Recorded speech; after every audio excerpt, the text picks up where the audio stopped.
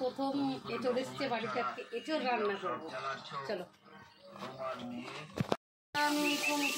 তোমাদের সবাইকে স্বাগত জানিয়ে আজকে ডেলি ব্লগ শুরু করলাম।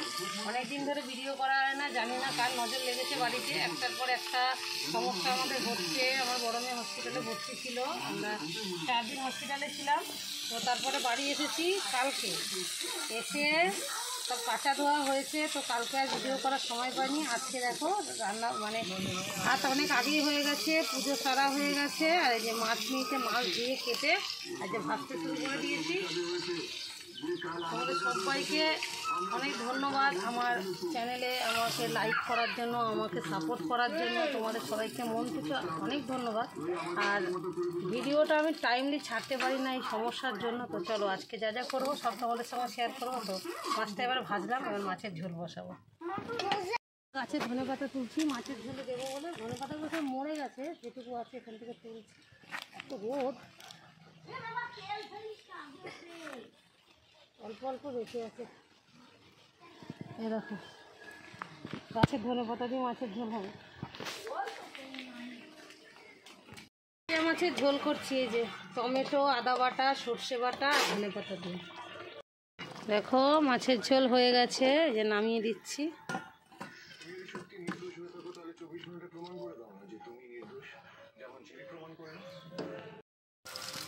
এবার দেখো পোনা মাছ দিয়ে গাঁটি কচুর ঝোল করবো।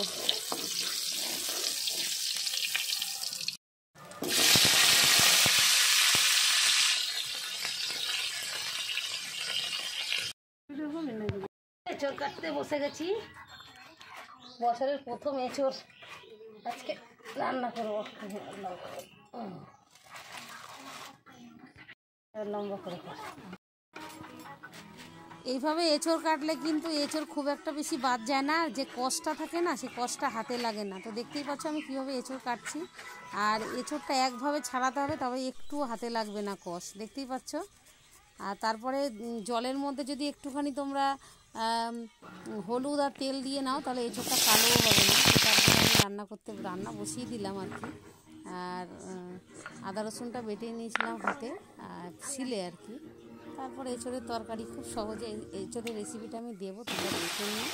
খুব ভালো হয় এরকম রেসিপি রান্না করলে।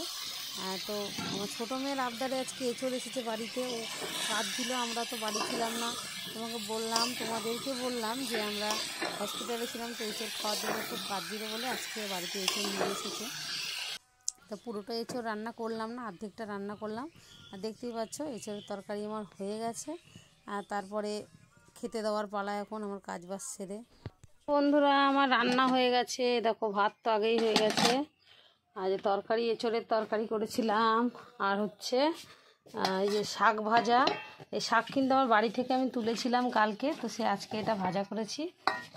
আর মেয়েদের জন্য তেলাপিয়া মাছ, তোমাদেরকে বললাম গাছে ধনে পাতা দিয়ে ঝোল করেছি এই যে।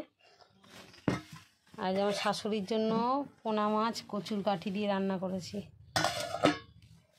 এই দেখো আমার ছোটো মেয়ের বদমাইশিটা শুধু দেখে নাও, কাদাটা কীরকম ঘাটছে। দেখো কাদা জল ঘেটে খেলা করছে ও। আচ্ছা ওয়েদারটা ভালো বলো, আর হচ্ছে গরম রয়েছে হালকা হালকা। আর এখন কাজ করব, ঘরে রান্না হয়ে গেছে, বাসন মেজে ফেলেছি। আর দেখো আমার বর আলুর ব্যবসা করে, তো ওই আলুর কাটা ওই যে চার্জে দিয়েছি, আলু তোলা হচ্ছে আমাদের মাঠে। আর ঘর ঝাড় দিতে ঢুকলাম এই এখন।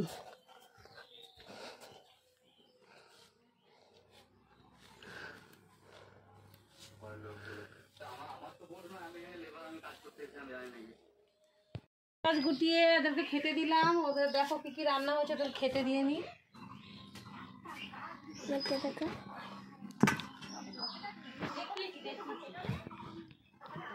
বর কাজের সাইডে গেছিল, তো তারপরে আমরা খেতে 3:30 বেজেছিল। তো আমার ছোটো মেয়েও বসে গেছিলো খেতে আমাদের সাথে। আজকের মতো এইটুকুইটা।